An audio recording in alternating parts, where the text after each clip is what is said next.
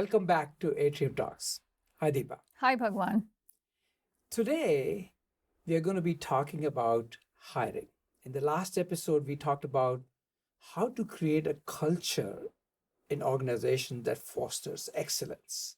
And one of the key points that came up was that you need to hire the right kind of people. So let's focus on hiring. Hiring as well as retention and development of the right talent as well, Bhagwan. No, I Okay. think all of those are important. Okay. So, what can we say about hiring?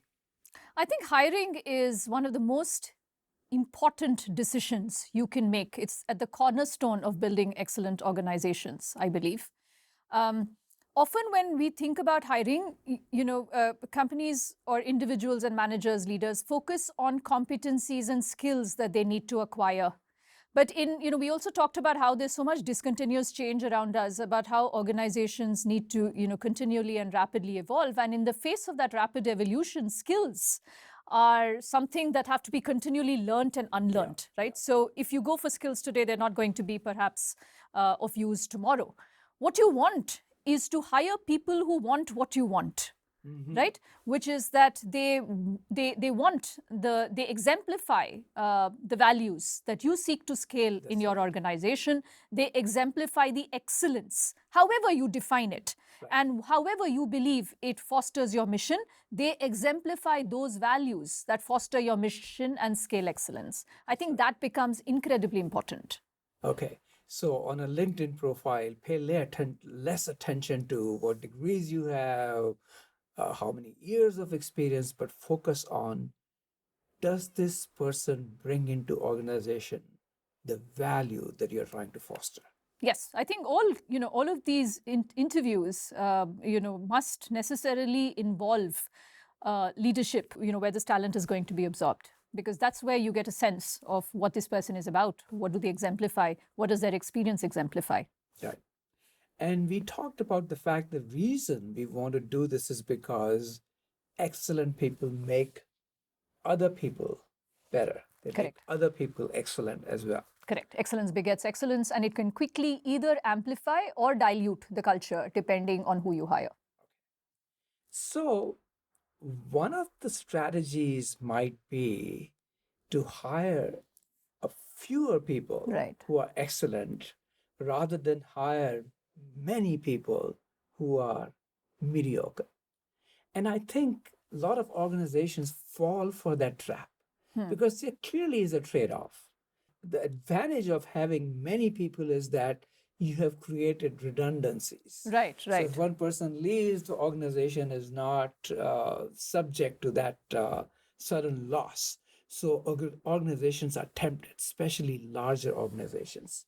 But smaller organizations, like startups, do a much better job. Yes. They have fewer people, but all of them are important. They Yes. are pivotal. So you create a very productive organization. But you create a risk too, because a productive person, when that person leaves, you're suddenly left with a hole. Right, right. But I think that tension is worth taking. That risk is worth taking. Especially if you consider the externality a bunch of unproductive or de-energizing people bring into the organization, right? There is this research study which shows that de-energizing people, the effect of one de-energizing tie, right, defined as interaction in your personal networks or workplaces, which leave you unmotivated, dissatisfied, unproductive. The effects of those, that one de-energizing tie is 3 to 7 times that of an energizing tie, which means the bad is much, much worse than the good. Bad is much worse than the good. Okay. Yes, yes.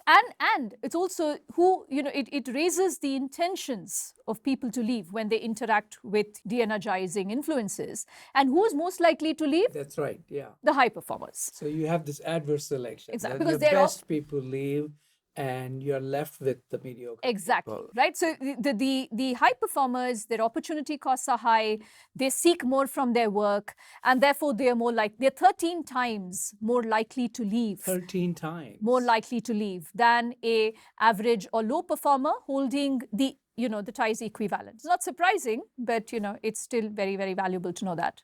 And therefore, I think it's important to let these de-energizing influences or the poor performers go with empathy. It's good for you, definitely. It's also good for them. And it's good for them. Yes. Yes. So you're not doing them a favor by keeping them Correct. in the organization. If you let them go, they will go to the right place and perhaps develop their Correct. human capital in a better way. Correct. What about the high performers, Bhagwan? We've talked about what's your strategy, right, to manage low performers, but also the high performers. So I think we need to create right incentives for them. I would say have a fewer excellent people, but pay them more. Yeah. And in fact, both salary and bonuses, you should pay them not only more for what they're producing, but recognizing that they actually have a positive influence on other people as well.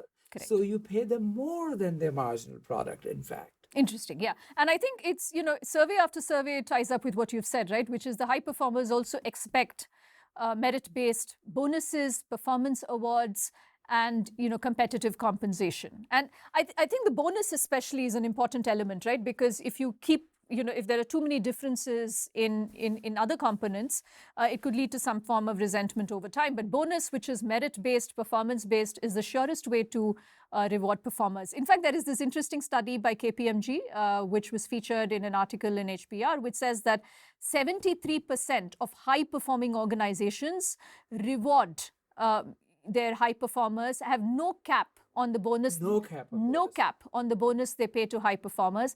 83% of low performing organizations have a cap. Oh, okay. So this comes up often when people want to hire more people, and I always resist it. People just use this thing called, oh, I don't have bandwidth, so let me hire more people. And I always say to them, if you can do the job, I'll give you a raise. Yeah. Don't hire another person. Yeah. Because this not only saves me from getting a mediocre person, Right. in fact, when it's internalized, you don't have this coordination issue. Right. So Right. if this person can take up this job, I'd rather pay them more, motivate them more, have a few good men And women. and women. Just make sure that that person you're incentivizing is a good performer. Yes, Yeah. indeed. Yeah. Right. And not only can you use these high performance in the division in which they are high performing, you should move them around, Yeah. create mobility, Yeah. because they benefit from their creativity, not just themselves, but other people as well. Yeah. It's an excellent point. It's often good talent is hoarded by managers in business units. I think managers need to be incentivized to engage in the development of talent and provide them opportunities which will allow their personal growth and also benefits the organization. So I think it's very, very important for talent to be mobile and so that pockets of excellence can scale across the organization at large. I think it's very, very important. Especially the talent who are at the managerial level. Yes, yes, yes. Mobility is not a ladder, it's a lattice. Deepa, so what advice are we giving to organizations? So to summarize, Bhagwan, we're saying hire a few good people and hire people who want what you want. Who have the values. Correct. We're also saying let the low performers go. Okay. And we're saying reward the high performers. Pay them more. Pay them more. And keep them mobile. Yes, good. Shall we say excellent? We shall say excellent. Excellent. Thanks.